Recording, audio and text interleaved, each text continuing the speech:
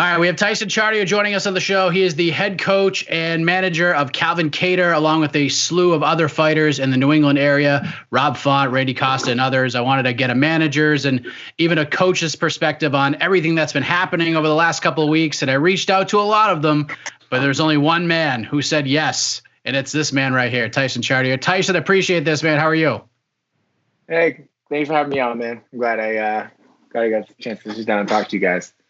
Absolutely. So you and I had spoken a few weeks ago. It was actually my first interview with MMA fighting, and we talked about how Calvin has been staying ready. You guys are fully prepared to fight Jeremy Stephens April 18th. Then we found out a week or so ago that UFC 249 was postponed. The schedule was postponed indefinitely. Obviously, things have changed a lot since then, but when were you made aware that April 18th, this Saturday, wasn't going to happen, and how did you guys react to that? I think I found out when everybody else did, Thursday, probably around 6:30.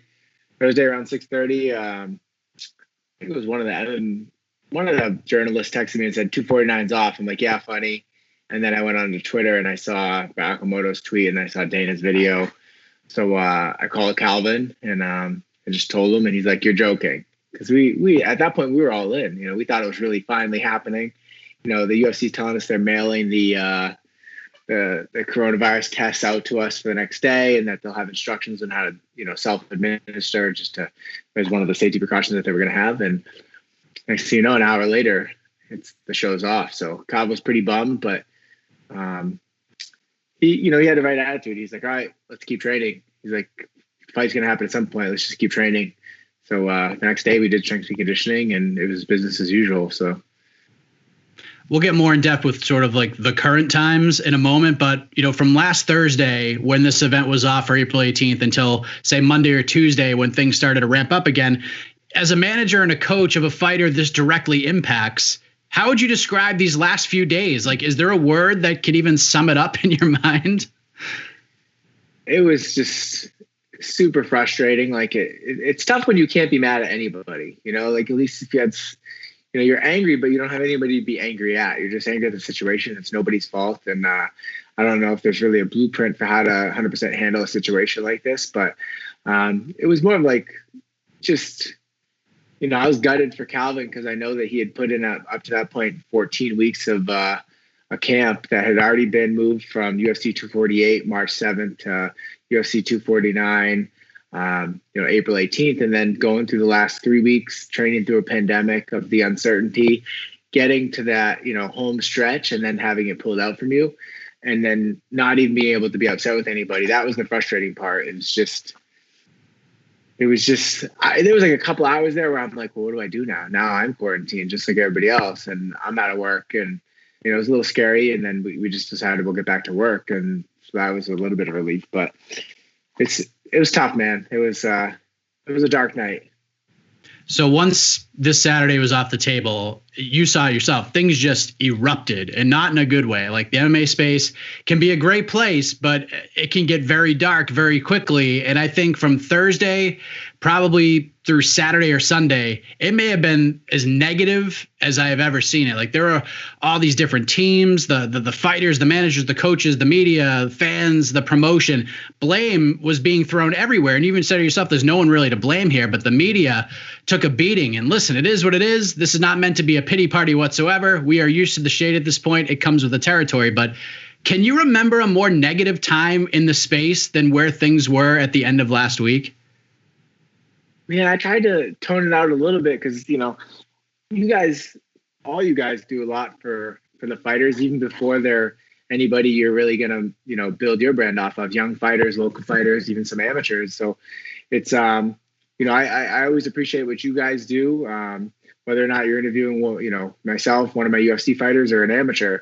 You guys are all grinding too. You guys are all in your own version of fight camp, and that's your job. And your job's not easy to, at the end of the day, you're supposed to be unbiased and just report on what's going on. And I think that's what some people did. And I think the lashback was probably just because, like I said earlier, like, you want to blame somebody, but you don't know who to blame. And you're just so frustrated that it's not happening. And so people just lash out. And I think you guys might have been an easy target. And I think once it was kind of a little bit of groupthink, once one person points that direction, everybody kind of jumps on board. And it was unfortunate because, at the end of the day, I think, we're one of the fastest growing sports in the world, but we're still pretty small. We got our little niche. And I think as a community, we all have to stick together and support each other, because without you guys, it'd be harder to get those ESPN deals. And without the fighters, you guys wouldn't exist. And so it's, it's very symbiotic. And I think we have to remember that sometimes. And sometimes you guys aren't always going to say everything we agree with, but your job is to kind of report on what's going on. So, news is news and fighters are fighters, but, we have to, we have to have that symbiotic relationship and kind of like, coexist and, not banter. In terms of the health and safety aspect of April 18th at Tachi Palace, can you tell us any of the precautions and procedures the UFC had in place? Like, I know you mentioned that they were going to send you guys tests. So you guys, if you guys were cleared, then you were cleared to fly to California and get ready for this fight. But were you aware of anything else on that end once you arrived in California into the resort for fight week, some of the protocols? No, I think they were just trying to keep everything under wraps, which I think makes sense, because then I think a lot of people would have scrutinized it. No matter what they do, they were going to be under the gun. They could have done everything exactly the right way, but I think people's reactions would have been like, oh my God, that's still irresponsible. Because, I'm getting on my end too. I have people that I trust and respect their opinion tell me that I'm being irresponsible by letting my guys fight. And so no matter what they do, there's going to be people that are going to question it and say that's wrong. They should have done more. So the way I understood it was they were going to send tests to our house. We were going to test on Friday. It was like a finger prick or something like that, like a blood test. We just prick our finger. So, let them know, like send them a picture of the results. And then as long as you were negative, then you'd be cleared to fly on Wednesday. And then upon arrival, you'd get tested again. Past that, we hadn't been given any instructions up to that point. And then, a couple hours later, the fight was canceled. The only thing I had heard was, I think it was Kevin Lowell's article, and I don't know where he got that information, but was talking about having treadmills in each person's room to help with cut weight, so they didn't have to hang around with the group, and maybe an outdoor track or things like that. So I don't know. We hadn't been really told many details, but it's probably for a reason. And I've said this before. I got to think they have much smarter medical professionals than myself and smart attorneys evaluating every move they're going to make, and then come up with the best plan to make this as safe as possible. Because, one person gets sick and that's a PR nightmare for them. And that kind of leads us to where we're at right now, because we reported the UFC was targeting May 9th on Tuesday afternoon. And then Tuesday night, Brett Okamoto confirmed that report and then released a dozen bouts that are being discussed for that date, one of which is Calvin Kattar versus Jeremy Stephens, finally getting this thing done. It's catching up to Tony Habib at this point. But, from your perspective, have you been approached with that fight for May 9th, and where does that stand from where you sit? Yeah, I mean, we don't have contracts or anything, but we had told, the UFC when this whole thing when they got canceled, like the UFC, as far as I know, the matchmakers, they called all the managers, the coaches that were involved to try to give them an update on what's going on and what the plan is moving forward. And it was basically, if you guys don't want to be in this pool anymore, just let us know. And, I like that they did that. And I let them know, like, Calvin's all in, like, he's ready to go. We're still going to train. And if when this is ready to get rescheduled, just tell us the date. And that's what they did. They said, hey, you guys available for May 9th? And we're like, we already said we were. So that's what we train for now. Just, tweak some of the things in the camp as far as, what we're going to do this week and next week and the week after, the final 3 weeks of training, and, just make sure that we're peaking at the right time. Calvin's a very positive guy. You've talked about it. I've talked to Calvin a bunch of times over the years. You get this offer for the new date 4 or 5 days after the event is canceled. I assume you get on the horn and you call Calvin and you tell him what's going on. He says he's in, but how does he react to it? He's like, are you kidding me right now? Like, this quickly? Or how is he just excited about it? Like, how does he react to it? Well, he was excited. Me and Calvin have a pretty good relationship where it's like 100% trust on both ends. Like, I trust him as an athlete and to be a professional. So I'm not like nitpicking anything he's doing in terms of his diet or anything like that. But he does the same thing to me. I accepted the fight before I even called him, and he, me and him have that level of understanding, and especially where I'm his manager and his coach, I think it's a little bit different than the traditional manager relationship. So I told Sean right away, I was like, yeah, we're in. And then I called Calvin. I said, hey, it looks like we're doing May 9th. I don't know any details, but let's just keep going. And it didn't change anything other than the classes that I'm going to put together, the sessions that I'm going to put together during the next few weeks, I just tweak those in the back end. But as far as Calvin knows, he was still coming into training, yesterday. This was 2 days ago. So yesterday he knew we were meeting at 11 down in Somerville. So that's what we were doing. So it didn't change anything on his end other than, hey, you're making weight on the 8th now. I know when we last spoke, Calvin was spending a lot of time in New Hampshire because they hadn't instituted the stay at home yet. Obviously, that's changed. If memory serves me correctly, it probably happened like a day or two after we spoke. But, you talked about tweaking schedules and things like that. How much has really changed in terms of him staying sharp and putting in as much work as he possibly can to stay ready? No, so we obviously made some changes. We used to be down at Lausanne's a couple days a week, and then go down to Rhode Island to work with one of his striking coaches, and up to Maine. And we had quite a bit of driving that we would do. But now that everybody's under lockdown, a lot of the coaches are pretty available to come to us. And some of the gyms are closed. I know Joe's gym's closed, and so we've been a gym here in New Hampshire, and then one down in Mass that we've been training at. So we're down in New Hampshire 3 days a week on the mats, and then in Mass 2 days a week. And we know people that that own the gym, and they're letting us use rooms as private sessions with just a few of us. So as far as, the schedule, we've maintained the schedule. We've just kind of blended sessions. So instead of getting on the mats twice a day, now I'm making it one longer session and then doing supplementary work at night. And a lot more coaches driving to us versus us driving to them. So it's been almost a little bit nice in a sense where I'm doing a lot less driving. Usually I'm like 750 miles a week, and now I'm doing like, maybe 200. So it's been nice. There you go. You're saving money somehow, right? Saving on that gas money, even though gas is lowest it's ever been in Massachusetts, at least as long as I can remember. Yeah, I'm saving money at the barber for sure. And I'm just letting it rip until this whole thing's over. By the way, I know you haven't seen a contract yet, but do you know if this is going to be called UFC 249, UFC 250? Do you know anything on that end? I know UFC 250 was supposed to be May 9th, so I don't know if they're going to call it that. But I think I read in the ESPN article yesterday that it would be dubbed as UFC 249. I don't know if that's true.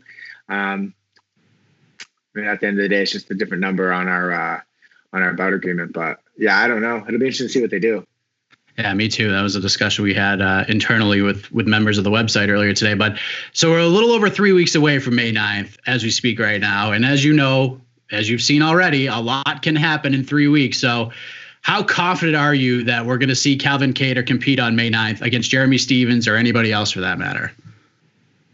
I mean, obviously there's that part of, your brain that goes to like, hey, we're doing this again.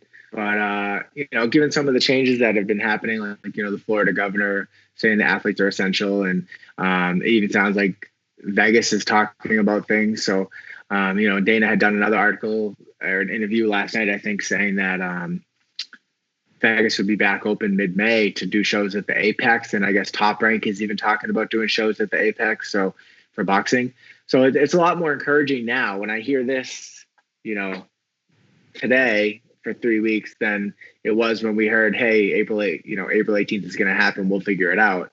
I think I'm a lot more confident now than I was in the last one, but we just got to be prepared for anything at this point. Just all we can do is focus on what we can control. And right now that is train hard for the next 3 weeks, get ready to make weight on May 8th and get in the 8-sided cage, regardless of what state it's in, and fight Jeremy Stephens.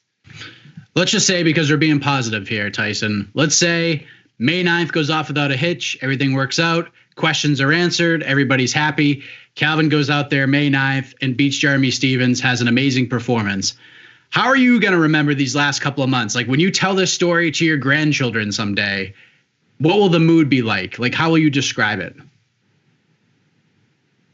I mean, obviously it's a cool story. I think this is one of the things that, we talk about our parents about, like, oh, where were you when Kennedy was assassinated? There's a couple famous things that they had. We have the Challenger exploding back in 85. I think I was like 5. I remember watching that, the OJ case, and then 9/11.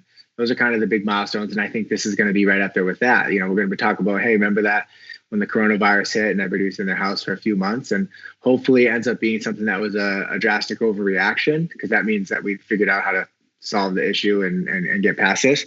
But definitely it's going to be like a cool story. I feel like we're a little bit like kind of like on a game show, and we don't really know what the rules are right now. And we're just, kind of going through this, trying to figure out, navigate the safest way to do it, when really we don't even know what the safest way to do any of this is. And I think it's going to be a cool story. I mean, if it's a cool story, that means none of us got sick and no one died. So I hope it ends up being something like that. But, it's hard to say, like you look back and hopefully it's just a cool story.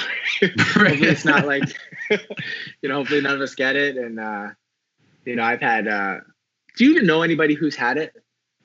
I don't.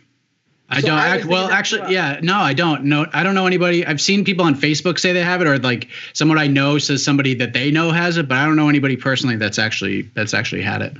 So I was thinking the same thing. I was like, I don't even know anybody who has this. Who are all these people, But my older brother lives out in Idaho. He had it like maybe 3 or 4 weeks ago, and he recovered. But then his kids got it and his ex-wife. So their whole family got it. They're all fine now. But he said it was a beast. He said it was just killed his immune system. So it's obviously real. People. It's just crazy how many people have had it, and I only know one family member. But he's good. So fortunately, we're getting past this. Hopefully, we're on the decline. Yeah, that is the most important thing here. A couple more things before we let you go. I know you and I have spoken about this before in private, but Rob Font is one of your guys. He's a fighter a lot of people are excited about. How is Rob doing? When could we potentially see him back inside the octagon if everything works out? Yeah, so he got ACL surgery January 22nd, I believe, and then he did a few weeks out at the PI for rehab, and now he's home rehabbing 3 days a week. He's taking the time. He's put his head down. He's training hard. The surgeon's happy with where he's at. The PI staff is happy with where he's at. The physical therapist he's with now, they're happy with where he's at. So, I mean, all things pointing, the UFC told us that they think if everything goes according to plan, he could get a fight at the end of 2020. So that would be the optimistic outlook on it, barring no setbacks. But yeah, man, I'm excited for him to get back in. He's coming off beating Sergio Pettis and Ricky Simone. Those are 2 great wins. And, he's cracked the top 10 now. And so hopefully we get a big fight once he returns. Also, Peter Barrett is one of your guys. He was scheduled to make his UFC debut next weekend against Danny Henry. And this has got to be tough on him. He's been grinding on the New England regional scene for, it seems like, forever. And like most fighters, he's coming off the Contender Series, just itching to get in there. How has he been handling all this uncertainty? I talked to P on the phone yesterday. And, I just said, hey, listen, they're starting to book fights. So just stay in shape, don't get too heavy, and be ready for a call. Because, he was supposed to fight a kid from Scotland. So obviously that fight's not going to happen. You assume because of the visa issues, it doesn't sound like any international fighters are getting in. So, we're just waiting to get rebooked and find out what the date is. So he's training, he's doing a lot of training at home. He's got a couple training partners that go over with him now. And, he's doing as much as he can to get in the best shape he can. And, you feel for someone like him that's, he's been on the regional scene forever. He's always dreamed about that walk to the octagon, and now whether it happens in the next month or two or further, the chances are he's going to make that walk with no fans. Like his whole family and his support system that he's got like 10 siblings or something like that. I think he's like one of 11. His whole family's got a big support system that all went out to the Contender Series last year. They're not going to be in the stands for that fight, so it's you feel for someone like that. You never dream about making your octagon debut, walk into the cage in an empty arena. So, but at the end of the day, Pete's a veteran, and he's going to do everything he can to get ready for a fight. And then fans or not, he's going to put on a show. He's always in exciting fights. Tyson, appreciate the time, man. Great stuff. I'm glad we're able to make this happen. Anything else you want to get off your chest before we let you go? No, I just don't understand how no one else has ever told you look like Rob Corddry. You could be like a stunt double for him in Ballers or something. You get beat up by the Rock. That's so funny. For those who don't know, this is a little inside baseball. Me and Tyson were chatting a little bit on Messenger last night, and we were talking about like different things. And all of a sudden he goes, by the way, did anyone ever tell you look like Rob Corddry? I was like, no. I was like, I always get John Lester. And then he sent me a screenshot, like a split screen between me and him. I was dying, man. I had tears in my eyes. That is so funny. I've never gotten that before. But now that I see the split, I'm like, oh my God, I'm going to get this forever. We'll probably have to put this up on the video so people can see it for themselves. I like it. That's so funny, I appreciate man. You guys, just keep doing what you're doing. Congrats on the new gig. And, hopefully we're talking about, after May 9th, we're talking about a big win and what's next for Calvin. So. Yeah. Thanks again, Tyson. Sending my best to you and Calvin and the team and to the whole Chartier clan. Stay safe and healthy. Keep those hands clean, and we'll talk soon, man. Thanks, bro.